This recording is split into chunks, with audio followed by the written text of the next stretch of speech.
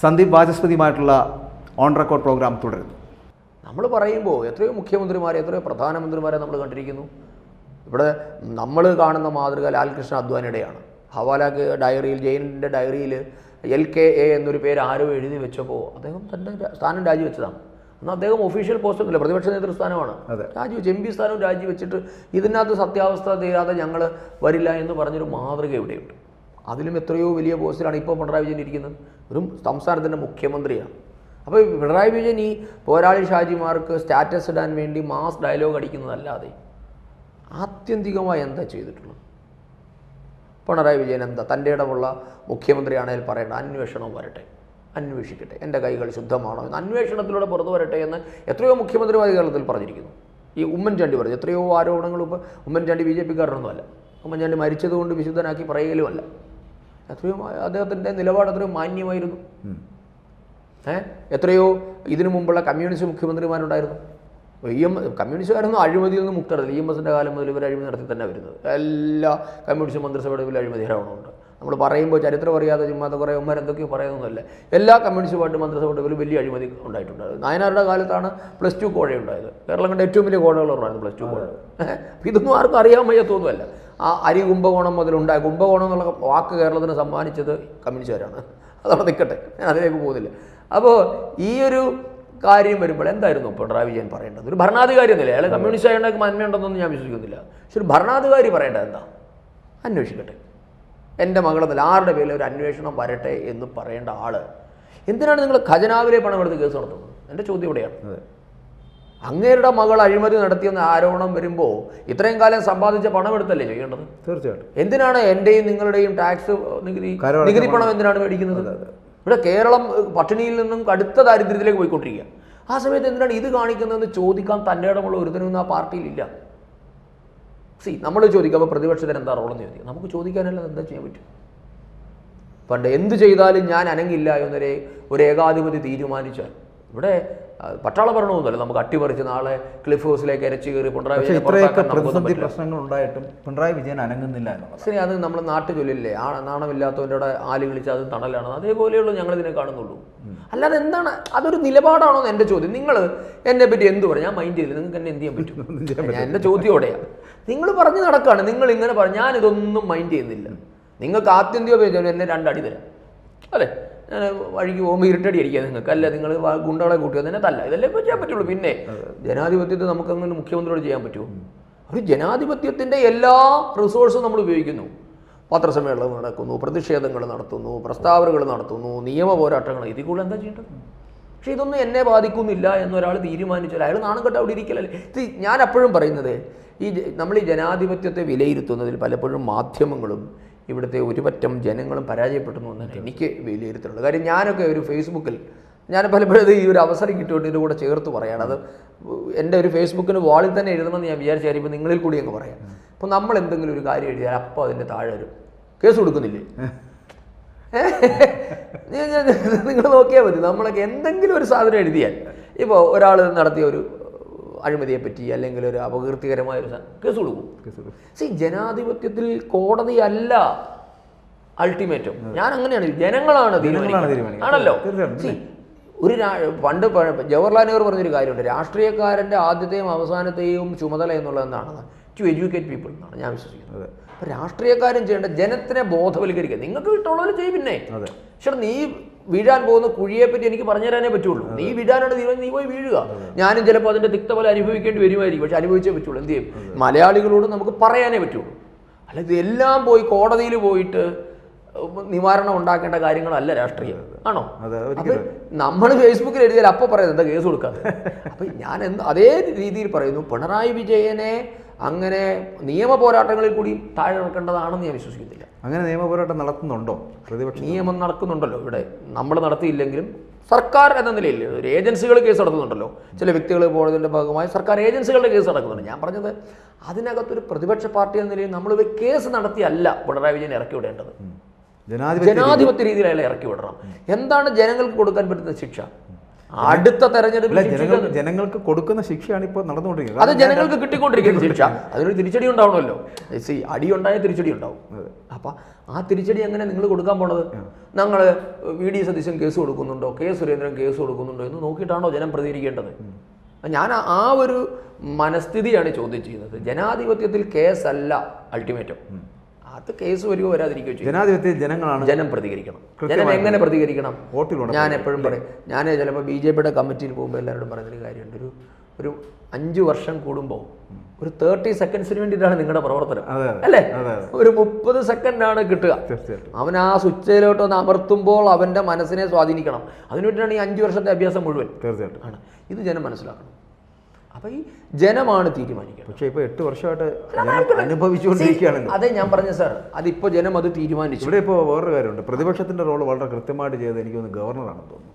ആരിഫ് മുഹമ്മദ് ഖാൻ വളരെ കൃത്യമായിട്ട് പലപ്പോഴും എനിക്ക് തോന്നുന്നു പിണറായിക്കെതിരെയും പിണറായിയുടെ കുട്ടി സഖാക്കൾക്കെതിരെയും ഒക്കെ വളരെ കൃത്യമായ രീതിയിലുള്ള അദ്ദേഹത്തിന്റെ പ്രതിഷേധം തോന്നുന്നുള്ളൂ. അതോ അദ്ദേഹത്തിന്റെ എന്തുകൊണ്ടാണ് അത്തരത്തിലുള്ള സമീപനം ആരിഫ് മുഹമ്മദ് ഖാൻ എന്ന് പറഞ്ഞ ഗവർണർക്ക് സ്വീകരിക്കേണ്ടത്?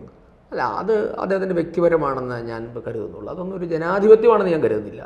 അങ്ങനെ ചെയ്യേണ്ടെന്നാണോ? അല്ല, അങ്ങനെ ചെയ്യണമോ ചെയ്യേണ്ടത് ഉണ്ടോ എന്ന് അദ്ദേഹമാണ് തീരുമാനിക്കേണ്ടത്.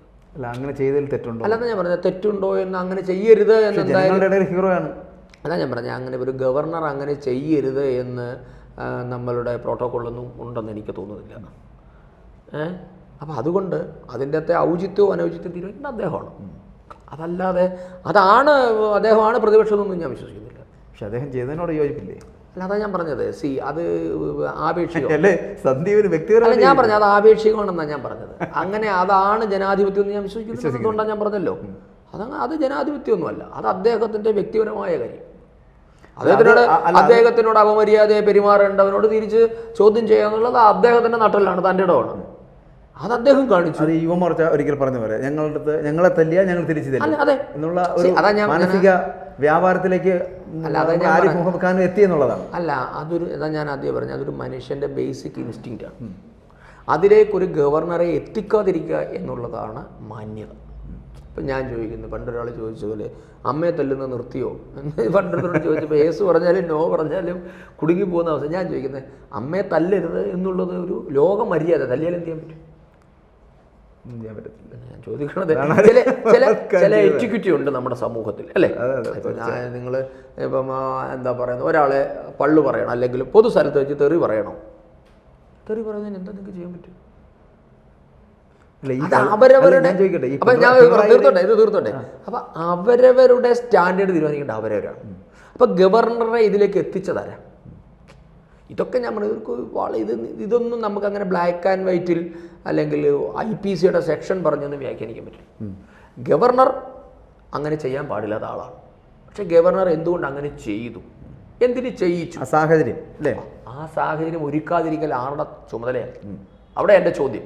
ഞാൻ ചോദിക്കുന്നത്, ഇപ്പോൾ നിങ്ങളുടെ മകനോ മകള് നമ്മളെ തല്ലുന്ന സാഹചര്യം ഉണ്ടായി, അവൻ തല്ലുന്നു, എടാ അച്ഛൻ എന്ന നിലയിൽ അവനെ കൊണ്ട് തല്ലിക്കാതിരിക്കാനുള്ള സാഹചര്യം ഒരുക്കേണ്ട ചുമതലയുണ്ടല്ലോ, നമുക്കുണ്ട്, ഇല്ലേ? എന്ന് പറഞ്ഞതുപോലെ ഒരു ഗവർണറെ കൊണ്ട് അങ്ങനെ പ്രതികരിപ്പിക്കാതിരിക്കുക എന്നുള്ളതായിരുന്നു മുഖ്യമന്ത്രി ചെയ്യേണ്ടത്. അത് അദ്ദേഹം ഭരിക്കുന്ന സംസ്ഥാനമാണ്. ഈ സംസ്ഥാനത്ത് ഗവർണർക്ക് തെരുവിലിറങ്ങേണ്ടി വരുന്നു എന്ന് പറയുമ്പോൾ നാണക്കേടാർക്കാണ്. ഇപ്പം നിങ്ങൾ ഭരണഘടന എടുത്തു വെച്ച് 7 വിശകലനം ചെയ്താൽ ചിലപ്പോൾ ആ ഗവർണർ അങ്ങനെ ചെയ്യാൻ പാടില്ലായിരുന്നു നമുക്ക് പറയാം. പക്ഷെ എങ്ങനെ ഉണ്ടായി?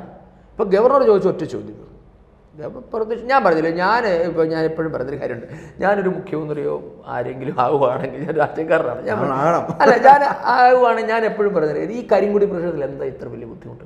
എനിക്കിപ്പോഴും മനസ്സിലാക്കാത്തൊരു ലോജിക്ക്. ഒരാൾ നമ്മളൊരു കരിങ്കൊടി കാണിച്ചാൽ എന്തിത്ര അസ്വസ്ഥത? സത്യം, ഇത് രണ്ടുപേർക്കും ബാധകമല്ലേ? അതാ ഞാൻ ചോദിച്ചത്, രണ്ടുപേർക്കും ബാധകം. അതാണ് ഞാൻ ചോദിക്കണത്. ഒരു കരിങ്കൊടി കാണിച്ചാൽ എന്താ എത്ര പ്രശ്നം? ഒരു 2 ചെറുപ്പക്കാരവിടെ നിന്ന് നമ്മളിപ്പോൾ കാര്യം ആയിട്ടേ, ഇതൊരു ജനാധിപത്യമല്ലേ, അവർക്ക് കാണിക്കാൻ അവകാശമില്ലേ? പക്ഷെ ഗവർണർ ചോദിച്ച ചോദ്യമല്ല, അതിനും മറികടന്ന് കോൺവോയിൽ വരുന്നു. അതാണല്ലോ ഞാൻ പറഞ്ഞത്, ഇതൊരു നടന്നുകൊണ്ടിരിക്കുന്ന ഒരു കീഴ്വഴക്ക ലംഘനമുണ്ട് അവിടെയാണ് പ്രശ്നം. ഇപ്പോൾ സാധാരണ ഞാൻ ചോദിക്കുന്നത്, ഇപ്പോൾ മുഖ്യമന്ത്രി കടന്നു പോകുന്ന വഴിയിൽ കരിങ്കൊടി കൊണ്ട് നിന്നാൽ പോലീസ് നോക്കി നിൽക്കും, അതോ അവരെ അവിടെ നിന്ന് മാറ്റുമോ? ഗവർണർ ചോദിച്ച ചോദ്യം അതേ ഉള്ളൂ. അത് വളരെ റെലവൻ്റ് ആയിട്ടുള്ള ക്വസ്റ്റ്യൻ. നിയമം ഉണ്ടോ എന്ന് ചോദിച്ചാൽ ഇപ്പോൾ ഗവർണർ കാര്യം കൂടി കണ്ടാലും ഒന്നും സംഭവിക്കാൻ, ഗവർണർക്ക് വേണ്ട ഒരു കാര്യം കൂടിയൊക്കെ കാണാം, അതിൽ തെറ്റൊന്നുമില്ല. പക്ഷേ മുഖ്യമന്ത്രി കടന്നു, അല്ലെങ്കിൽ ആര് കടന്നു പോകുമ്പോഴും അവിടെ നിർത്താറില്ല അല്ലേ? ഇല്ല. അപ്പം ഈ നിർത്തുമ്പോൾ അതിൻ്റെ പിന്നിൽ ആരുടെ മൗനാനുവാദമുണ്ട്? ഇതാണ് ഗവർണറുടെ ചോദ്യം. അവിടെ ഞാൻ വന്നു നിൽക്കും. ഞാൻ കരിങ്കൊടിയുമായി ഒരു DYSP അല്ലെങ്കിൽ അസിസ്റ്റന്റ് കമ്മീഷണറാണ് മിക്കവാറും നമ്മുടെ ഇവിടുത്തെ ലോ ആൻഡ് ഓർഡറിനൊക്കെ നേതൃത്വം കൊടുക്കുന്നത്. 1-2 DYSPമാരുടെ നേതൃത്വത്തിൽ ഒരു 10-100 പോലീസുകാർ നിൽക്കുമ്പോൾ ഞാനൊരു കരിങ്കൊടിയുമായി സ്വതന്ത്രമായി അവിടെ നിൽക്കാൻ എന്നെ അനുവദിക്കുന്നുണ്ടെങ്കിൽ അത് ആ DYSPയുടെ തീരുമാനമാവില്ലല്ലോ. ആവുമോ? ഇല്ല. അതിന് മുകളിലുള്ള ഇടപെടൽ ഇതേ ഗവർണർ ചോദ്യം ചോദിച്ചുള്ളൂ. അപ്പം അത് ചോദ്യം ചെയ്യാനുള്ള അവകാശം അദ്ദേഹത്തിനുണ്ട്. ഞാൻ പറഞ്ഞു അതിനകത്തെ ഒരു എന്താണ് പറയുക ഇൻപ്രൊപ്രൈറ്ററി എന്ന് നമ്മൾ പറയും. അത് ചെയ്യാൻ പാടില്ല അല്ലേ? അതൊരു ഒരു മാന്യതയല്ല, അത്രേ ഉള്ളൂ. അല്ലാതെ ഇപ്പൊ ഗവർണർ കരിങ്കുടി കണ്ട എന്ത് സംഭവിക്കും? ഒന്നും ചുക്കും സംഭവിക്കില്ല. ഗവർണർ കരിങ്കുടി കാണാം, അതിനകത്തൊന്നും പ്രശ്നമൊന്നുമില്ല. ഈ പിണറായിയുടെ ഈ കുട്ടി സഖാക്കളും ഒക്കെ ചേർന്നിട്ട് ഉണ്ടാക്കിയെടുത്ത ഒരു സംവിധാനമുണ്ടല്ലോ. ആ സംവിധാനത്തിനുള്ളിൽ നിൽക്കുമ്പോഴാണല്ലോ അവർക്ക് കരുത്തുണ്ടാകുന്നത്. അതായത് ഇപ്പോൾ SFI അല്ലെങ്കിൽ CPM, DYFI എന്ന് പറയപ്പെടുന്ന സംഘടനകൾ അവർ വളരെ ശക്തമാണ്. അവർ ശക്തമാണ് എന്ന് തെളിയിക്കുന്നതിന് വേണ്ടിയൊരു ശ്രമമാണ് ഗവർണറുടെ മുകളിലേക്ക് വരെ ഇത്തരത്തിലൊരു സ്ഥിതിവിശേഷം ഉണ്ടാക്കിയെടുത്തതെന്ന് വിശ്വസിക്കുന്ന ഒരാളാണ് ഞാൻ. അങ്ങനെയാണെങ്കിൽ ഗവർണർക്ക് ഈ വ്യക്തിപരമല്ലാതെ നിൽക്കുന്ന ഗവർണറെ ഇങ്ങോട്ട് വരുമ്പോൾ ഗവർണർക്ക് പല പാർട്ടികളിലൂടെ വന്ന ഒരു വ്യക്തിത്വമാണ്. പക്ഷേ BJPയുടെ പൂർണ്ണമായൊരു പിന്തുണ അദ്ദേഹത്തിന് എപ്പോഴും ലഭിക്കുന്നുണ്ടല്ലോ. ആ ഒരു ലഭിക്കൽ അല്ലെങ്കിൽ ആ ഒരു പിന്തുണ ലഭിക്കലാണോ ഇങ്ങനെ പ്രതികരിക്കാൻ അദ്ദേഹത്തിന് പ്രേരിപ്പിക്കുന്നത്? അങ്ങനെ BJPയുടെ പിന്തുണ അല്ല വ്യാഖ്യാനിക്കേണ്ടത്. കേന്ദ്ര സർക്കാരിൻ്റെ പ്രതിനിധിയാണ്. അതെ, അത് BJP ഇല്ല അവിടെ. ഗവർണർ ഒരു ഭരണഘടനാ പദവിയാണ്. തീർച്ചയായിട്ടും ആണല്ലോ. ഇപ്പം ഞാൻ ചോദിക്കട്ടെ, ഇപ്പോൾ കേരളത്തിന്റെ മുഖ്യമന്ത്രി ഇന്നേവരെ ഒരു ഗവർണറും കാണിക്കാത്ത ഒരു രീതി അതൊക്കെ പേഴ്സണൽ ആണെന്ന് അത് തന്നെ ഞാൻ പറഞ്ഞിട്ടുള്ളൂ. അദ്ദേഹം ഇന്നേവരെ ഒരു ഗവർണറെ ഇങ്ങനെ ചെയ്തിട്ടില്ല. കരിങ്കൊടി കാണിക്കുന്നത് പ്രതിഷേധമൊക്കെ ഉണ്ടായിട്ടുണ്ട്. ഗവർണറുടെ കോൺവോയിലേക്ക് ഇരച്ച് കയറുക, ഗവർണറുടെ കാറിൽ അടിക്കുക, ഇതൊന്നും ആരും ചെയ്തിട്ടില്ല. അങ്ങനെ വരുമ്പോൾ പിന്നെ എങ്ങനെ പ്രതികരിക്കുന്നു എന്നുള്ള അദ്ദേഹത്തിന്റെ എന്താണ് ഡിസ്ക്രിഷണറി പവർ. അത് നമുക്ക് ഇടപെടാൻ പറ്റില്ല. ഇപ്പോൾ ചിലർ തെരുവിളി കേട്ട മിണ്ടാതെ പോകുന്നവരുണ്ട്, ചിലർ തിരിച്ച് തെരുവിളിക്കുന്നവരുണ്ട്, ചിലർ തല്ലുന്നുണ്ട്. അതൊക്കെ അവനവൻ്റെ സ്വഭാവം പോലെയാണ് അല്ലേ? എന്ന് പറഞ്ഞതുപോലെയുള്ള അയാളൊരു മനുഷ്യനല്ലേ.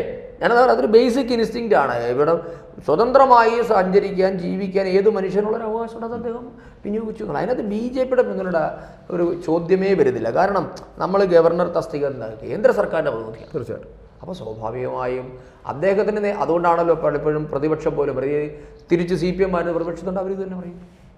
ഒരു ഭരണഘടനാ പദവി എന്നതിനപ്പുറം ആരിഫ് മുഹമ്മദ് ഖാന്റെ വ്യക്തിപരമായ സ്വാതന്ത്ര്യമാണ് അദ്ദേഹം ഉപയോഗിച്ചിരിക്കുന്നത്.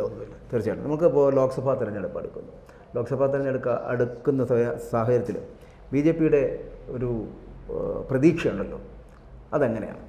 തീർച്ചയായിട്ടും നമ്മൾക്ക് എന്തായാലും നരേന്ദ്രമോദി തിരികെ വരും എന്ന കാര്യത്തിൽ യാതൊരു തർക്കവുമില്ല.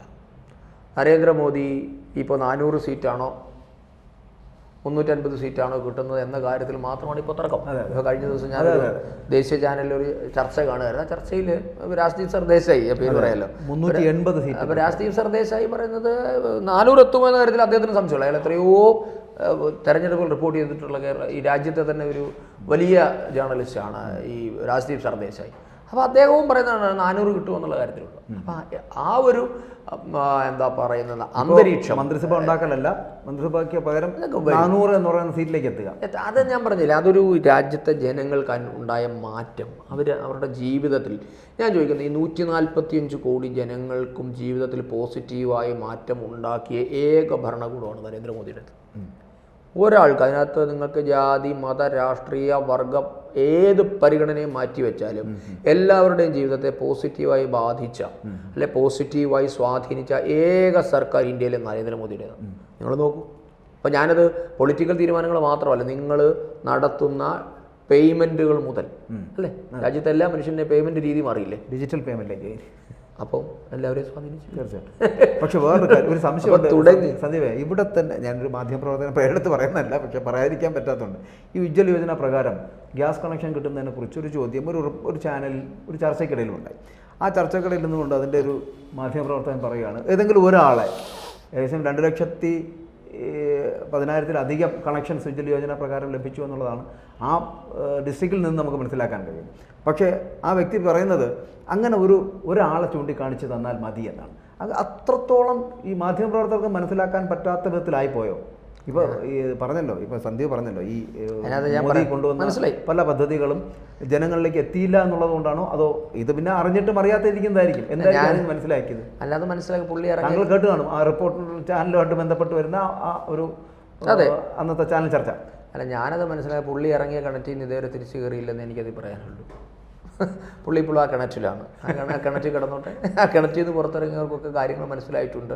കിണറ്റിൽ കിടക്കുന്ന നമ്മൾ നാട്ടുഭാഷയെ പറയത്തില്ലേ ഊപമണ്ഡൂപങ്ങൾ, അവർക്ക് മനസ്സിലായിട്ടുണ്ട്. ഈ അന്തംകമ്മികളെന്ന് കൃത്യമായിട്ട് വിളിക്കപ്പെടുന്നുണ്ടല്ലോ, ഇവർക്കൊന്നും മാറ്റം ഉണ്ടാകാറില്ല. പലപ്പോഴും ഈ പുഷ്പനുമായി ബന്ധപ്പെട്ട് വരുന്ന വിഷയങ്ങളുണ്ടല്ലോ, ഇപ്പോഴും പുഷ്പൻ വീണ്ടും നമ്മുടെ ഓർമ്മകളിലേക്ക് വരികയാണ്. SFIക്കാർ മറന്നുപോയതാണോ അതോ നിലപാടുകൾ മാറ്റുന്നതാണോ? ഈ ഒരേ സമയത്തിന് തന്നെ സ്വകാര്യ സർവകലാശാലകൾ അനുവദിക്കുന്നു. ആ സ്വകാര്യ സർവകലാശാലകൾ അനുവദിക്കുമ്പോൾ തന്നെ ഇവിടെ നമ്മൾ കുറച്ച് മുമ്പ് സന്ദീപ് പറഞ്ഞതുപോലെ +2 വിദ്യാഭ്യാസ കാലത്തും അതിനു മുമ്പ് പ്രീ ഡിഗ്രി ബോർഡ് ഉണ്ടായതും അതിനു മുമ്പ് ഈ സ്വകാര്യ മേഖലയിലുള്ള പോളിടെക്നിക്കൽ അനുവദിക്കുന്നതുമായിട്ട് ബന്ധപ്പെട്ടിട്ട് 49 ദിവസത്തോളം വരുന്ന വലിയ സമരങ്ങൾ നടന്ന സ്ഥലമാണ്.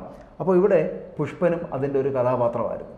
ഇന്ന് പുഷ്പനെ മറന്നതുകൊണ്ടാണോ അതോ മറന്നതിന് ശേഷമാണോ ഈ സ്വകാര്യ സ്വാശ്രയ സംവിധാനങ്ങൾ രൂപവൽക്കരിച്ചുകൊണ്ട് മുന്നോട്ട് പോകാനുള്ള ഒരു ശ്രമം SFIയും SFIയുടെ മൂത്ത സഖാക്കളും നടത്തിക്കൊണ്ടിരിക്കുന്നത്? അതായത് പുഷ്പന് മാത്രമല്ല ഞാൻ ചോദിക്കുന്നത്, ഇന്ത്യയിലെ കമ്മ്യൂണിസ്റ്റ് പാർട്ടിയുടെ ചരിത്രം നിങ്ങൾ പരിശോധിക്കാൻ മനസ്സിലാകും. പറഞ്ഞതും പ്രവർത്തിച്ചും തമ്മിൽ എന്തെങ്കിലും ബന്ധം കാണിക്കാൻ പറ്റും? ഒരു ഇൻസിഡൻറ്റ് എന്നെ ചൂണ്ടിക്കാണിക്കാം. ഒരു ഇൻസിഡൻറ്റ് അവർ വിളിച്ച മുദ്രാവാക്യവും പിൽക്കാലത്തെ യാഥാർത്ഥ്യവും തമ്മിൽ ഒരിക്കലും അത് പുഷ്പൻ്റെ കാര്യത്തിൽ മാത്രം. അതാണ് ഞാൻ പറഞ്ഞത്. നമ്മൾ ഈ ചില പറയും ഛർദിൽ വാരി തിന്നുക എന്ന് പറയും. അത് ചെയ്തുകൊണ്ടിരിക്കുന്ന കമ്മ്യൂണിസ്റ്റ് പാർട്ടിയല്ലേ? പറഞ്ഞത് വിഴുങ്ങിയിട്ട് അതിനെ തന്നെ വീണ്ടും ഇതാക്കുക. കാരണം നിങ്ങൾ നോക്കൂ, അവരുണ്ടായ കാലഘട്ടം, ഞാനത് കഴിഞ്ഞ ദിവസം ചർച്ചയിൽ പറഞ്ഞതുപോലെ ഇന്ത്യക്ക് സ്വാതന്ത്ര്യം കിട്ടിയിട്ടില്ല എന്ന് 12-15 വർഷം സമ്മതിക്കാത്ത പാർട്ടികളാണ്. നിങ്ങളൊന്ന് ആലോചിച്ച് നോക്കൂ. അപ്പം ഇരട്ടത്താപ്പുകളാണ്. അവർ പറയുന്നതും പ്രവർത്തിക്കുന്നതും രണ്ടാണ്. എന്താണ് ഈ കേരളത്തിൽ എനിക്കറിയാം, ഞാൻ സ്കൂളിൽ പഠിക്കുമ്പോൾ ഉണ്ടായ ഈ ഏറ്റവും വലിയ സമരമായിരുന്നു JV വിളനിലത്തിൻ്റെ പ്രശ്നം. എന്തായി അവസ്ഥ? ഞാൻ ആ ചരിത്രത്തിലേക്കൊന്നും പോകുന്നില്ല. നമ്മൾ പല പേരുകളും പറയേണ്ടി വരുമെന്നുള്ളതുകൊണ്ട് ഞാനത് റിസർവ് ചെയ്യാണ് ആ കമൻറ്റ്. പക്ഷേ എന്താണ് JV വിളനിലം വിഷയത്തിൽ നിങ്ങൾ എവിടെയാണ് കൺക്ലൂഡ് ചെയ്തത്? നിങ്ങൾ അവിടെ മുതലെടുത്ത് കമ്പ്യൂട്ടർ സമരമൊക്കെ പോയിക്കോട്ടെ, യന്ത്രവൽക്കരണം, കമ്പ്യൂട്ടർ എല്ലാം മാറ്റി വെക്കൂ. SFI ഏറ്റെടുത്തിട്ടുള്ള വലിയ സമരങ്ങൾ, +2 ബോർഡിനെതിരെ എനിക്കൊന്ന് TM ജേക്കബ് വിദ്യാഭ്യാസ ബോർഡ് സ്വകാര്യ കോളേജ്, അതെ പറഞ്ഞത്, അല്ല അവിടെ മുതൽ നിങ്ങൾ എടുത്തു. +2 ബോർഡിനെതിരെ നിങ്ങൾ സമരം ചെയ്തു. കേരളത്തിൽ എത്ര ചെറുപ്പക്കാർ അടി മേടിച്ചു? എന്നിട്ട് ആരാ നടപ്പാക്കിയത്? വയനാടുടെ കാലത്താണ് കേരളത്തിൽ ഏറ്റവും വലിയ +2 കോഴ ഉണ്ടായത്. വലിയ എന്താണ് പറയുന്നത്, വലിയ അഴിമതി കുംഭകോണം നടത്തിയത് ആ കാലത്താണ്. അപ്പോൾ നിങ്ങൾ നോക്കുക, അതൊന്നത് സ്വാശ്രയ കോളേജിൻ്റെ കാര്യം ഞാൻ പറയാതെ തന്നെ നിങ്ങൾക്കറിയാം. സ്വാശ്രയ കോളേജിൻ്റെ അവിടെ പേരിൽ കേരളത്തിലെ ഈ കുട്ടിക്കുരങ്ങന്മാരെ കൊണ്ട് ചുടിചോറ് വാരിപ്പിക്കുന്ന പരിപാടി നടക്കുമ്പോഴാണ് പിണറായി സഖാവിൻ്റെ മകനും മകളും സ്വാശ്രയ കോളേജിൽ പഠിച്ചത്. പക്ഷെ നോക്കൂ, ഇതിലപ്പുറത്തേക്ക് എന്ത് ഇരട്ടത്താപ്പാണ് നിങ്ങൾക്ക് വേണ്ടത്? ഇപ്പം ഇതിനെ ചോദ്യം ചെയ്യാനുള്ള വിവരം അത് അടിമയായി പോകുന്നതിൻ്റെ ലക്ഷണം. നമ്മൾ പണ്ട് പറയാറുണ്ട്, നിങ്ങളെ ഒരു മനുഷ്യനെ അവൻ്റെ സ്വത്വബോധം എന്ന് പറയും. ഈ സ്വത്വം തിരിച്ചറിഞ്ഞിട്ടില്ലെങ്കിൽ അടിമയായി മാറും. പിന്നെ നമ്മൾ സ്റ്റോക്ക്ഹോം സിൻഡ്രോം എന്ന് പറയുന്ന പോലെ മലയാളി ഇപ്പോൾ ആ അവസ്ഥയിലാണ്. അടിമയാക്കിയവനോടുള്ള ആരാധനയിലാണ് ഇന്ന്. തിരിച്ചറിയുന്നില്ല ഞാൻ എന്താണ്, എന്നെ എന്ത് പറഞ്ഞിട്ടാണ് ഇവനെ ഇറക്കിയത്, ഞാൻ ഇപ്പം എവിടെ എത്തി, ഇതൊന്നും അറിയാത്തതല്ല.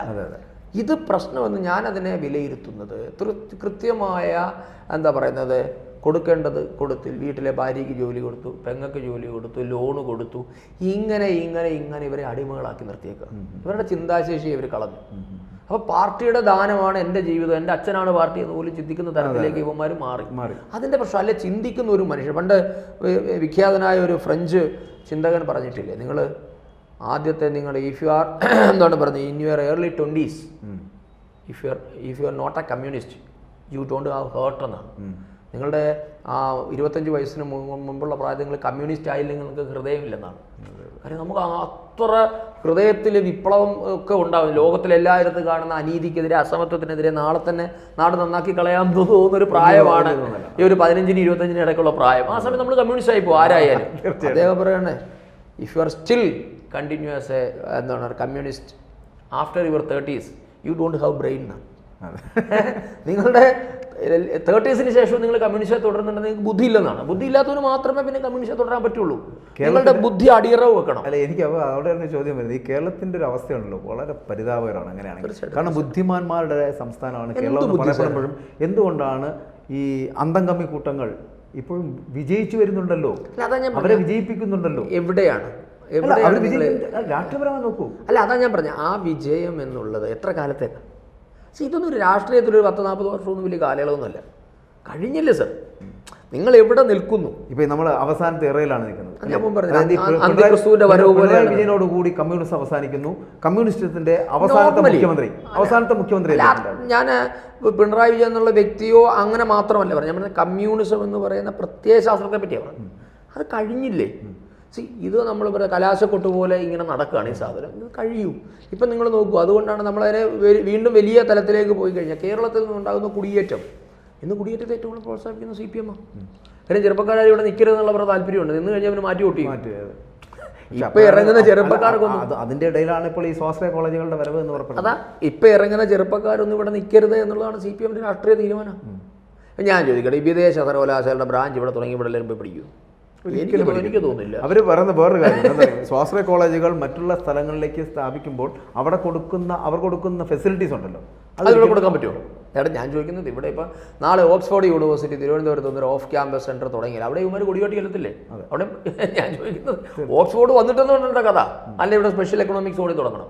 അത് അവർ പ്രത്യേക രാജ്യമാക്കി വല്ല എംബസി പ്രഖ്യാപിക്കുന്ന പോലെ അവിടെ പ്രത്യേക ടെറിട്ടറിയായി പ്രഖ്യാപിക്കുക നടക്കും.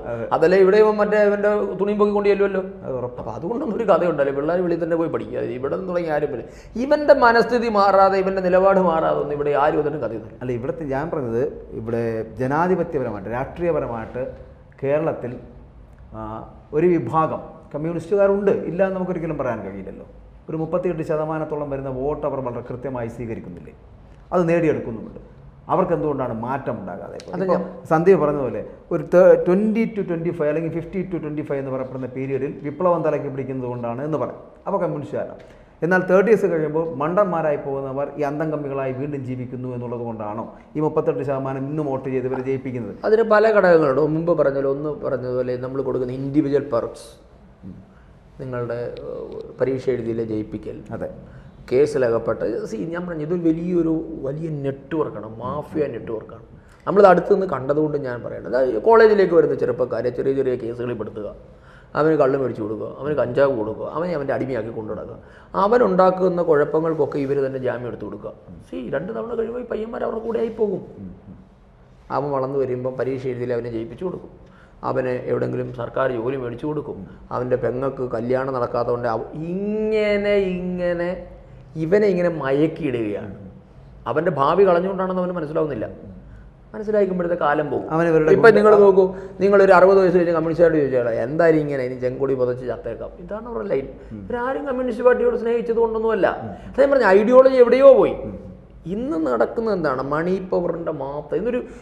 ഇന്ന് ശരിക്കും കേരളത്തിലെ കമ്മ്യൂണിസ്റ്റ് പാർട്ടി എന്ന് പറഞ്ഞാൽ വലിയൊരു മൾട്ടിനാഷണൽ കോർപ്പറേഷനെ പോലെ നടത്തുന്ന വലിയൊരു ഒരു എന്താ പറയുക MNC കമ്പനിയാണ്. അതിൻ്റെ അഡ്മിനിസ്ട്രേഷൻ മാത്രമാണ് പിണറായി വിജയൻ നടത്തുന്നത്. ആ അഡ്മിനിസ്ട്രേഷൻ മാറ്റി വെച്ചാൽ വേറെ എന്താ അവിടെ ഉള്ളത്? ഒരു CEO എങ്ങനെയാണ് പ്രവർത്തിക്കുന്നത് അതേപോലെയല്ല ഇന്ന് അവർ കമ്മ്യൂണിസ്റ്റ് പാർട്ടിയുടെ പ്രവർത്തനം. അല്ലാതെ എവിടെയാണുള്ളത്? നിങ്ങൾ കമ്മ്യൂണിസ്റ്റ് പാർട്ടിയുടെ കഴിഞ്ഞ പാർട്ടി കോൺഗ്രസിലെ കണക്കുകൾ നോക്കുക. കേരളത്തിലെ മെമ്പർഷിപ്പിൽ അതിഭീകരമായ ഡിപ്പാണ് ഉണ്ടായിട്ടുള്ളത്. സന്ദീപ് പറഞ്ഞാൽ അത് വലിയ കാര്യമാണ്. കാരണം അവരുടെ ആശയങ്ങൾ എന്ന് പറയപ്പെടുന്നത് ഇപ്പോഴും സോഷ്യലിസവും കമ്മ്യൂണിസവും ഒക്കെയാണ്. അതൊക്കെ വിൽക്കുകയും പകരം ഈ പറഞ്ഞതുപോലുള്ള ബൂർഷ എന്ന് വിളിക്കപ്പെട്ടവരുടെ ഇടയിലേക്ക് അവർ CEO ആയിട്ട് മാറുകയും ചെയ്യുന്ന ഒരു സമീപനം സ്വീകരിച്ചു. അത്രയല്ലേ ഉള്ളൂ. അപ്പോൾ കമ്മ്യൂണിസത്തിന്റെ ഭാവി എന്ന് പറയപ്പെടുന്ന ഈ 2024 മിക്കവാറും അങ്ങനെ 24 എന്ന് പറഞ്ഞാൽ അങ്ങനെ ഞാനൊരു പ്രവചനത്തിനൊന്നും തയ്യാറല്ല. പക്ഷേ ഇത് 2024 ലോക്സഭാ തെരഞ്ഞെടുപ്പ് BJPയുടെ കേരളത്തിൽ നിന്നുള്ള സീറ്റ് എത്രയായിരിക്കും? എന്താണ് കേട്ടില്ല? കേരളത്തിൽ 2024 നമ്മുടെ വരാൻ പോകുന്ന ലോക്സഭാ BJP നേടാൻ പോകുന്ന സീറ്റ് അല്ല, BJP നേടാൻ 20 ജയിക്കണം തന്നെയാണല്ലോ നമ്മുടെ ആഗ്രഹം. തീർച്ചയായിട്ടും. അല്ല എങ്കിലും ഇപ്പോഴത്തെ ഒരു തരംഗമാണ്. ഞാൻ പറഞ്ഞില്ല, നല്ലൊരു തൃശ്ശൂർ സുരേഷ് ഗോപി. അതെ, തീർച്ചയായും നമ്മൾ എങ്ങനെ പോയാലും 5-6 സീറ്റുകൾ വിജയിക്കുമെന്ന് തന്നെയാണ് നമ്മുടെ ലക്ഷ്യം. കാര്യം നല്ലൊരു അന്തരീക്ഷമുണ്ട്. പിന്നെ തെരഞ്ഞെടുപ്പ് ആകുമ്പോൾ ഞാൻ മുമ്പ് പറഞ്ഞ പോലെ മുമ്പ് പണ്ട് എനിക്കൊന്ന് ഇവർ മോഹൻലാലിൻ്റെ ഒരു ഇൻ്റർവ്യൂ ഞാൻ കണ്ടിരുന്നു. അപ്പോൾ മോഹൻലാലിനോട് എനിക്കൊന്ന് നമ്മുടെ ശ്രീകണ്ഠനാർ ഏഷ്യാനുള്ള സമയത്താണ് എന്താ ചോദിക്കുന്നത് ചോദ്യമുണ്ട്. ഈ മോഹൻലാൽ അഭിനയിച്ച സിനിമകളിൽ 90% സൂപ്പർ ഹിറ്റാണ്. അപ്പോൾ എന്താ ഇതിൻ്റെ ഒരു ഫോമുല, എന്താ രഹസ്യം? അപ്പോൾ മോഹൻലാൽ തിരിച്ചു പറഞ്ഞിട്ടുണ്ട്, ഈ രഹസ്യം അറിയാമെങ്കിൽ എല്ലാവരും അങ്ങനെ സിനിമ എടുക്കില്ലേ? ഇതാർക്കും അറിയത്തില്ലല്ലോ ഈ കൂട്ടെന്താണെന്ന്. ഇതെപ്പോഴോ സംഭവിച്ചു പോവുക. ഞാൻ വിശ്വസിക്കുന്ന തെരഞ്ഞെടുപ്പ് അങ്ങനെ തന്നെയാണ്. നമ്മളുടെ മിടുക്കൊണ്ട് മാത്രമൊന്നുമല്ല തെരഞ്ഞെടുപ്പ് ജയിക്കും. ചില പ്രത്യേക ഫോർമുല ഉണ്ടാകുമ്പോഴാണ് ഇത് സംഭവിക്കലാണ്. അല്ല, നിങ്ങളിനി എത്ര തലയും കുത്തുന്നെന്ന് പറഞ്ഞു ഞാൻ ചോദിക്കട്ടെ, എത്രയോ പ്രഗത്ഭന്മാർ പാർലമെന്റിൽ എത്താതെ പോയിട്ടുണ്ട്. അവരുടെ കഴിവുകേട് കൊണ്ടല്ല. അവരിപ്പോൾ ഞാൻ ഏറ്റവും വലിയ ക്ലാസിക് എക്സാമ്പിളാണ് മാരാർജി. മാരാർജി MLA ആകാത്തതിൻ്റെ നഷ്ടം കേരളത്തിനാണ്. മാരാർജിക്കോ BJPക്കോ അല്ല. അങ്ങനെ മാരാർജി ഇപ്പോൾ ഒത്തിരി ആൾക്കാരുണ്ട്. അവർ എത്താതെ പോയത് അവരുടെ കുഴപ്പം കൊണ്ടല്ല. അതൊരു പ്രത്യേക ഫോമുല രൂപപ്പെടുകയാണ്. എന്ന് പറഞ്ഞതുപോലെ ബി ജെ പിക്ക് ഇന്നൊരു അന്തരീക്ഷമുണ്ട്. പക്ഷേ ഈ അന്തരീക്ഷത്തെ എങ്ങനെയാണ് ഞങ്ങൾ പ്രയോജനപ്പെടുത്തുന്നത്, പ്രതിപക്ഷവും പ്രയോജനപ്പെടുത്തും. ഇത് രണ്ടും ഘടകമാണല്ലോ, അങ്ങോട്ടും ഇങ്ങോട്ടും ഉണ്ട്. മുമ്പ് പറഞ്ഞ നമ്മൾ ജയിക്കാൻ ഏതെങ്കിലും റിമോട്ട് ചാൻസ് ഉണ്ടെങ്കിൽ അവനോട് ഒന്നിക്കുന്നു എന്നിരിക്കട്ടെ, ചിലപ്പോൾ ജയമന്യമാകാം. ഇത് സംഭവിക്കാം രാഷ്ട്രീയത്തിൽ. അതുകൊണ്ട് നമുക്ക് അങ്ങനെ രാഷ്ട്രീയത്തിലൊരു പ്രവചനമൊന്നുമില്ല. അങ്ങനെ ഇവിടെ ആർക്കും കുത്തകയൊന്നുമില്ല. ചില എ ക്ലാസ് മണ്ഡലങ്ങൾ എന്ന് പറഞ്ഞ് ബി ജെ പി വെച്ചേക്കുന്ന ചില സ്ഥലങ്ങളുണ്ട്. അതിൽ തിരുവനന്തപുരമുണ്ട്, തൃശ്ശൂരുണ്ട്, അല്ലേ? ഈ എ ക്ലാസ് എന്നൊക്കെ പറയുമ്പോൾ അതിനെ നമുക്ക് കൂടുതൽ വോട്ട് കിട്ടിയ മണ്ഡലങ്ങൾ എന്ന അർത്ഥത്തിലുള്ള, അല്ലാതെ അങ്ങനെ നിങ്ങൾ അതിനെ പറയുമ്പോൾ നമ്മളെന്തോ ബി ജെ പി എന്തോ വലിയൊരു അങ്ങനെയൊന്നുമില്ല. നമുക്ക് കേരളത്തിൽ ഏറ്റവും കൂടുതൽ വോട്ട് കിട്ടിയ ഒരു 2.25 ലക്ഷത്തിൽ കൂടുതൽ വോട്ട് കിട്ടിയ ഇടം ഒരു നമുക്കറിയാം. ഒരു പാർലമെന്റ് എന്ന് പറഞ്ഞാൽ ആ ഒരു 12-13 ലക്ഷം വോട്ടുകളാണ് ആകെയുള്ളത്. അതിൽ പോൾ ചെയ്യുന്നത് ഒരു 9 ലക്ഷം 10 ലക്ഷം വോട്ടിനുള്ളിലെ പോളിംഗ് നടക്കും. അപ്പോൾ ഒരു ത്രികോണ മത്സരം വന്നാൽ ഒരു 3.25 ലക്ഷം വോട്ട് പിടിച്ചാൽ ജയിക്കാം, അല്ലെ 3.5 ലക്ഷം വോട്ട് പിടിച്ചാൽ ജയിക്കാം. അതാണ് ഒരു ശക്തമായ ത്രികോണ മത്സരം ഉണ്ടായുള്ള അവസ്ഥ. ഇപ്പോൾ തിരുവനന്തപുരത്ത് ഞങ്ങൾക്ക് 3.25 ലക്ഷം വോട്ടുണ്ട്. ഒരു 50,000 വോട്ടോട് അധികരിച്ചാൽ ത്രികോണ മത്സരമാണ് നടക്കുന്നതെങ്കിൽ നമ്മൾ ജയിക്കും. വ്യത്യസ്തനായ സ്ഥാനാർത്ഥി വരാനുള്ള സാധ്യതയുണ്ടോ? അല്ല, അതറിയില്ല. അത് പൂർണ്ണമായും കേന്ദ്ര പാർട്ടിയാണ് അത് തീരുമാനിക്കാനത്ത്. നമുക്ക് ഒരു അങ്ങനത്തെ പ്രവചനങ്ങളൊന്നും ഒന്നുമില്ല. എന്തായാലും സർപ്രൈസിങ് കാൻഡിഡേറ്റ് ആയിരിക്കും എന്ന് മാത്രം നമുക്കറിയാം. അത് ആരാണ് എന്നും നമുക്കറിയില്ല, സത്യം പറയാമല്ലോ. ദേശീയ നേതൃത്വം വളരെ കൃത്യമായി ഇടപെടുകയും അല്ലേ, പ്രതീക്ഷിക്കും. എന്തായാലും കേരളത്തിലൊരു മാറ്റം ഉണ്ടാകാനുള്ള സാധ്യത. അല്ല, മാറ്റം ഉണ്ടായേ പറ്റുള്ളൂ. അത് അനിവാര്യമാണ്. നമ്മൾ അങ്ങനെ വിശ്വസിക്കുന്നു. ഞങ്ങൾ അതുകൊണ്ട് എപ്പോഴും പറയുന്നത് ഭാവി രാഷ്ട്രീയം ബി ജെ പിയുടേതാണ്. അതിന് നിങ്ങൾക്ക് അംഗീകരിച്ചാലും ഇല്ലെങ്കിലും അതിലേക്കാണ് കാര്യങ്ങൾ വരുന്നത്. ഞാൻ ഒരു കാര്യം, ഇന്ത്യൻ രാഷ്ട്രീയം മാറിയേ മതിയാവും. ഒരു കാര്യം കൂടി ചോദിക്കാനുണ്ട്. കാരണം ഈ സംഘടനാ പാടവം എന്നുള്ളൊരു സംവിധാനം ഉണ്ടല്ലോ. ഈ സംഘടനാ നേതൃത്വം ഇവിടെ കൃത്യമായിട്ടുണ്ടായിരുന്നുവെങ്കിൽ ബി ജെ പിക്ക് ഇതിന് മുൻപേ തന്നെ വേണമെങ്കിൽ നിങ്ങളുടെ സാന്നിധ്യം അറിയിക്കാമായിരുന്നു എന്ന് തോന്നുന്നില്ലേ? സംഘടനാ മികവ് കുറഞ്ഞവർ സംഘടനയെ നയിക്കുന്നു എന്നുള്ളൊരു വിമർശനമുണ്ടല്ലോ. ഈ സംഘടനാ മികവ് എന്നൊക്കെ പറഞ്ഞതുപോലെയാണ്. ആരും തലപ്പത്ത് വരുന്നവരാരും എന്തെങ്കിലും മോശക്കാരൊന്നുമല്ല. അവർ തലപ്പത്ത് എത്തണമെങ്കിൽ അവർക്ക് എന്തെങ്കിലുമൊക്കെ കപ്പാസിറ്റി ഉള്ളവരാണ് തലപ്പത്ത് എത്തില്ല. അപ്പോൾ തലപ്പത്ത് എത്തുന്നവർ അങ്ങനെ കപ്പാസിറ്റി ഉള്ളവർ തന്നെയാണ്. പക്ഷേ ഞാൻ പറഞ്ഞില്ല, ഓരോ സാഹചര്യങ്ങളാണ്. ഇപ്പം നമ്മൾ കേരളം മുഴുവൻ ചർച്ച ചെയ്ത വിഷയമായിരുന്നു കോലീബി സഖ്യം. നമുക്കതിനകത്ത് പറഞ്ഞതിനകത്ത് എന്താ, അത് വലിയൊരു രാഷ്ട്രീയ മൂവ്മെന്റ് ആയിരുന്നു. എന്തുകൊണ്ടാണെന്നാണ് അപ്പോഴാണ് രാജീവ് ഗാന്ധി കൊല്ലപ്പെട്ടത്. ആർക്കെന്ത് ചെയ്യാൻ പറ്റും? ഒന്നും ചെയ്യാൻ പറ്റത്തില്ല. അതാ ഞാൻ പറഞ്ഞത്, രാഷ്ട്രീയത്തിൽ ഇങ്ങനെ പല എന്താണ് പറയുന്നത്, ഈഫ് ആൻഡ് എൽസുകൾ എന്ന് നമ്മൾ പറയുന്നത്. അല്ല, ഈ സംസ്ഥാന നേതൃത്വത്തെ ഇപ്പോൾ സുരേന്ദ്രൻ തന്നെ, കെ സുരേന്ദ്രൻ തന്നെ നിങ്ങൾ അംഗീകരിക്കുന്നവരുണ്ട്, വിമർശിക്കുന്നവരുണ്ട്. ഉണ്ടാകാം. അങ്ങനെ ഒരു വിമർശനത്തിന് വിധേയനാകുന്ന ഒരാൾ കൂടിയാണ് കെ സുരേന്ദ്രൻ. പക്ഷെ അദ്ദേഹത്തിൻ്റെ ഇടപെടലുകൾ പലപ്പോഴും കൃത്യമാകുന്നില്ല എന്നൊരു വിമർശനമുണ്ട്. അത് ശരിയല്ലേ? അങ്ങനെ അദ്ദേഹത്തിൻ്റെ മാത്രമല്ലല്ലോ ഇടപെടൽ, ഇതൊരു കളക്റ്റീവ് ലീഡർഷിപ്പ് അല്ലേ. നമുക്ക് ബി ജെ പിയെ സംബന്ധിച്ചിടത്തോളം അങ്ങനെ ഏകപക്ഷീയമായ ഇടപെടലുകളുണ്ട് ഇല്ല. അല്ല, അതൊക്കെ കോർ കമ്മിറ്റിയിൽ ചർച്ച ഉണ്ടാകും. കോർ അംഗങ്ങളുണ്ട്, അവരുടെയൊക്കെ തീരുമാനം. ദേശീയ പാർട്ടിയുടെ ലൈൻ ഉണ്ടാകും. ഒരു ഗ്രൂപ്പിസം ഇതിനകത്ത് അതൊരു വ്യക്തികളായാലില്ലേ, ഒരു വീട്ടിലില്ലേ? അല്ല, ഞാൻ ചോദിക്കുന്നത് അതല്ല, ബി ജെ പി പോലുള്ള പ്രസ്ഥാനം, RSSന്റെ പിന്തുണയൊക്കെ ഉള്ള ബി ജെ പി പോലുള്ള പ്രസ്ഥാനം സത്യത്തിൽ അങ്ങനെയൊന്നും മുൻപൊന്നും കേൾവിയില്ല. ഈ ഗ്രൂപ്പിന് അതീതമായിട്ടുള്ളവരാണ്, അല്ലെങ്കിൽ അങ്ങനെ ഒരു വ്യക്തി പൂജയൊന്നും ഇല്ലാത്തൊരു വിഭാഗമായിരുന്നല്ലോ. ഇപ്പം ഈ അധികാരത്തിലേക്ക് എത്തുന്നത് കൊണ്ടും അധികാരം കിട്ടുമെന്നുള്ളത് കൊണ്ടും ഉള്ളൊരു സമീപനമാണോ ഇത്തരത്തിലൊരു ഗ്രൂപ്പ് ഉണ്ടാകുന്നത്? അതാണോ? ഒരിക്കലും അല്ല. നിങ്ങൾ അതിന് ഈ ഗ്രൂപ്പ് ഉണ്ടെന്ന് സമ്മതിക്കുമല്ലോ. അല്ല, അതാ ഞാൻ പറഞ്ഞത്. ഗ്രൂപ്പ് എന്ന് പറയുന്നതിൻ്റെ ഒരു പ്രശ്നമാണ്. ബി ജെ പിയെ സംബന്ധിച്ച് നമ്മൾ എപ്പോഴും പറയുന്നുണ്ട്, അഭിപ്രായ വ്യത്യാസം ബി ജെ പിയിലില്ല, പക്ഷെ വ്യത്യസ്ത അഭിപ്രായങ്ങളുണ്ടാവും. അതിനെ മാറ്റി പറഞ്ഞാൽ അല്ല, അങ്ങനെയല്ല. അഭിപ്രായ വ്യത്യാസവും വ്യത്യസ്ത അഭിപ്രായം രണ്ടും രണ്ടാണ്. എനിക്ക് നിങ്ങളിൽ നിന്ന് വ്യത്യാസം ഉണ്ടാവും. പക്ഷെ തീരുമാനം അത് വ്യക്തിയുള്ളിടത്ത് എല്ലായിടത്തും ഉണ്ട്. അതാണ് ഞാൻ പറഞ്ഞത്. ഒരു കുടുംബത്തിലില്ലേ, തീർച്ചയായിട്ടും ഒരു കുടുംബത്തിൽ 3 മക്കളുണ്ടെങ്കിൽ 3 മക്കൾ ഒരേ അഭിപ്രായക്കാരാണ്. അച്ഛനമ്മയും മക്കളും ഒരേ അഭിപ്രായമാണ്. അതൊരു പാതകമൊന്നുമല്ല. ലോകത്തിലെ എല്ലാവരും വ്യക്തികൾ ചേരുന്നിടത്ത് റിഫ്റ്റ് ഉണ്ടായിക്കൊണ്ടേയിരിക്കും.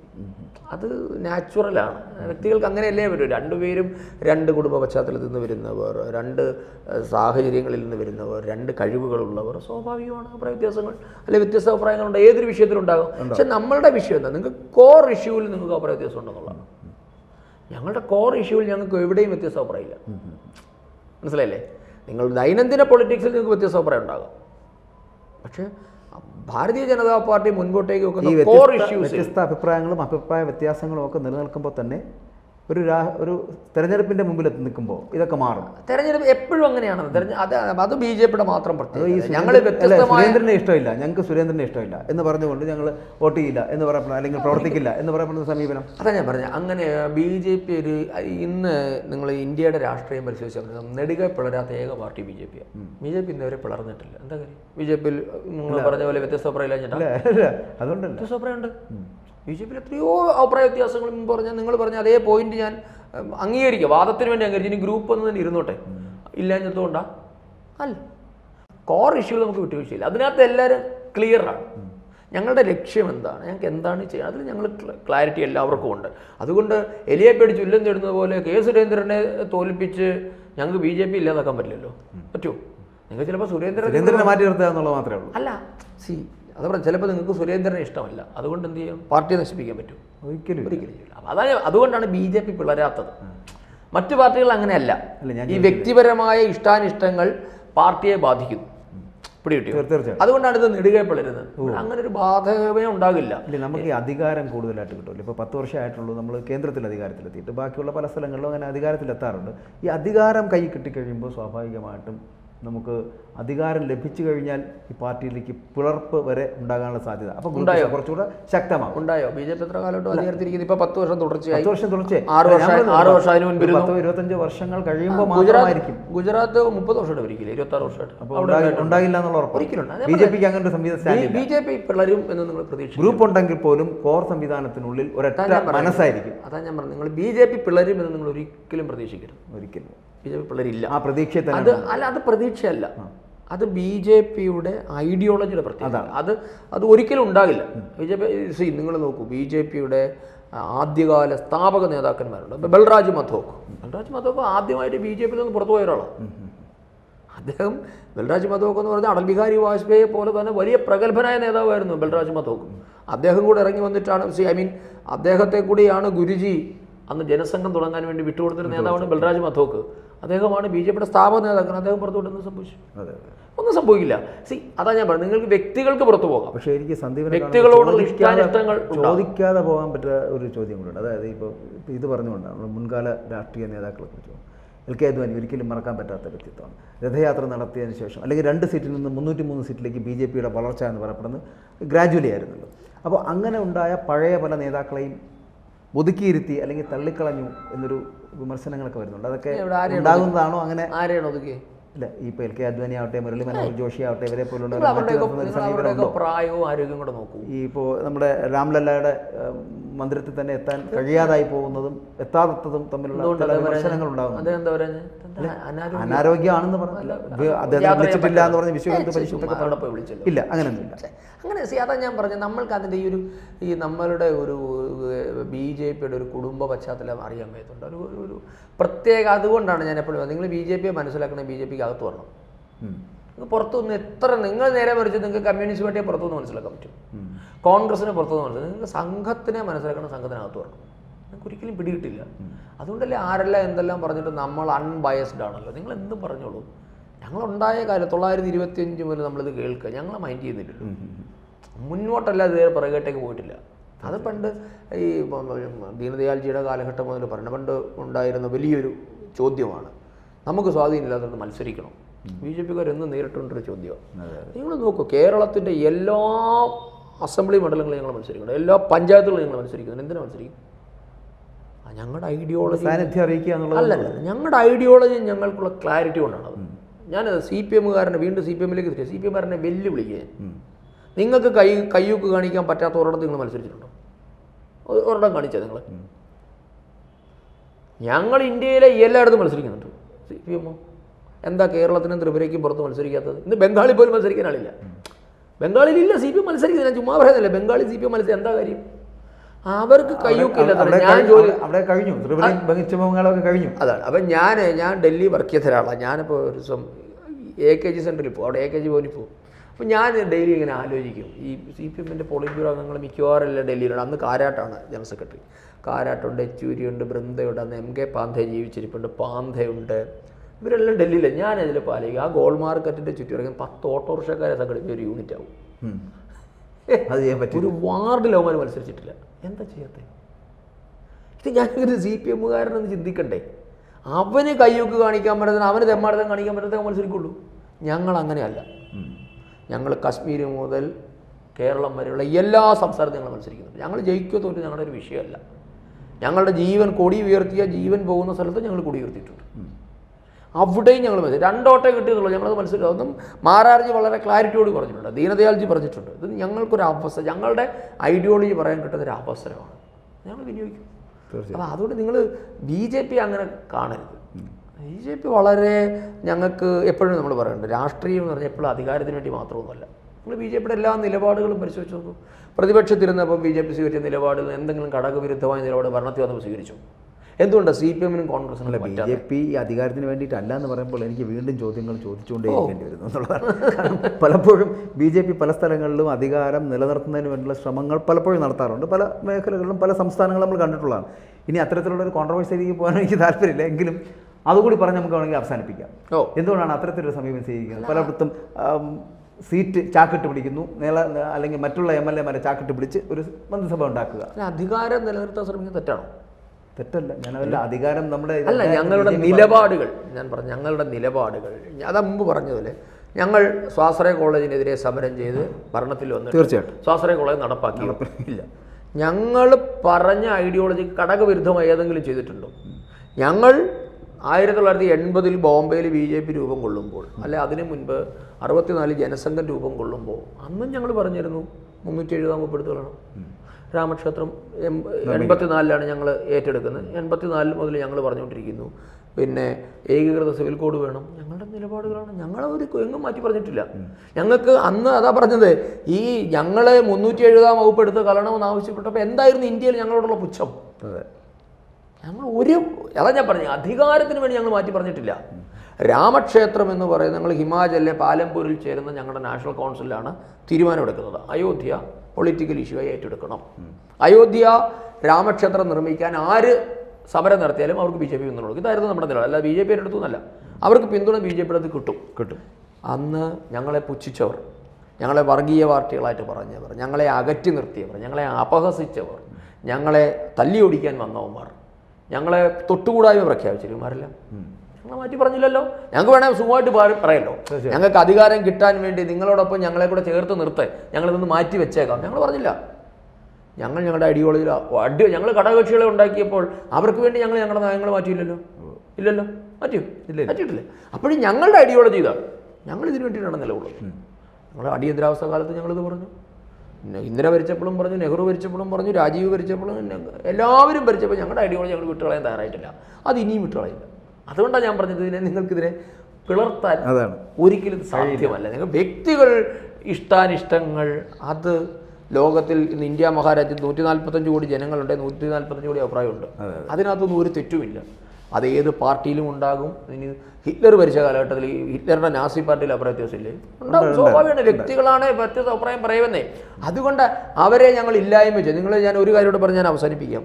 ഒരു 15 വർഷം മുമ്പാണെന്ന് തോന്നുന്നു, നിങ്ങൾ ഒരു BJPയുടെ ഒരു ദേശീയ ഭാരവാഹി യോഗത്തിൽ നിന്ന് ഉമാഭാരതി ദേഷ്യപ്പെട്ടിറങ്ങി പോകുന്നൊരു ദൃശ്യം നിങ്ങൾ നാഷണൽ ചാനലുകളൊക്കെ വലിയ ആഘോഷം. അതേ ഉമാഭാരതിയെ ഞങ്ങൾ മാറ്റി നിർത്തിയോ? ഒരിക്കലും. ഉമാഭാരതി നരേന്ദ്രമോദി മന്ത്രിസഭയിൽ അംഗമായിരുന്നു, അല്ലേ? പിന്നെ സ്മൃതി ഇറാനി എത്രയോ തവണ നരേന്ദ്രമോദിക്കെതിരെ സംസാരിച്ചിട്ടുള്ളവരാണ്. സ്മൃതി ഇറാനി, എൻ്റെ അറിവ് ശരിയാണെങ്കിൽ അവരെ ക്യാബിനറ്റിൽ എടുത്തില്ല. അതൊന്നും ഇവിടെ ഒരു വിഷയമല്ല. വ്യക്തികളുടെ തമ്മിലുള്ള ഇഷ്ടാനിഷ്ടങ്ങൾ, പറച്ചിലുകൾ, അതൊന്നും ഗ്രൂപ്പിസമൊന്നുമല്ല. അതുകൊണ്ടാണ് ഞാൻ പറഞ്ഞത്, അതിന് നമ്മൾ ഗ്രൂപ്പിസം എന്ന പേര് പറയുമ്പോഴാണ് വ്യത്യസ്ത അഭിപ്രായങ്ങൾ BJP ഉണ്ടെന്നേ, അതെല്ലായിടത്തും ഉണ്ട്. അതൊരു ബഹുസ്വരത നമ്മൾ അംഗീകരിക്കുന്നത്. ഭാരതത്തിൻ്റെ പ്രത്യേകത അതാണ്. തീർച്ചയായിട്ടും വ്യത്യസ്ത അഭിപ്രായങ്ങളെ അംഗീകരിക്കുക. എല്ലാവർക്കും അഭിപ്രായം പറയാനുള്ള അവസരം നമ്മൾ കൊടുക്കും. പക്ഷെ തീരുമാനം അത് ഐഡിയോളജിക്ക് അനുസരിച്ച് ഉണ്ടാവുള്ളൂ. അതിന് ആരും അത്.